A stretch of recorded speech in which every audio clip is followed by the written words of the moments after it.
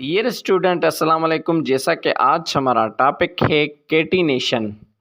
केटिनेशन एक ऐसी एबिलिटी है, एक ऐसी प्रॉपर्टी है कार्बन की जिसमें कार्बन अपने ही जैसे कार्बन एटम्स के साथ कोवलेंटली बॉन्डेड होकर एक बड़ी सी चेन या बड़ी सी रिंग बना लेते हैं।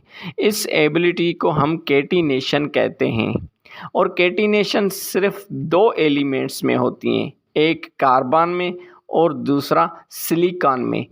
दोनों की वजह यही है कि कार्बन की +- 4 वैलेंसी है, सिलिकॉन की भी +- 4 वैलेंसी है। लेकिन जो ज़्यादा अहम केटिनेशन है वो कार्बन की है, क्योंकि कार्बन और हाइड्रोजन का जो बॉन्ड बनता है वो एज़ कम्पेयर टू सिलिकॉन और हाइड्रोजन के स्ट्रॉन्ग होता है, जिसकी वजह से केटिनेशन बहुत ही इम्पोर्टेंट है कार्बन की। ठीक है।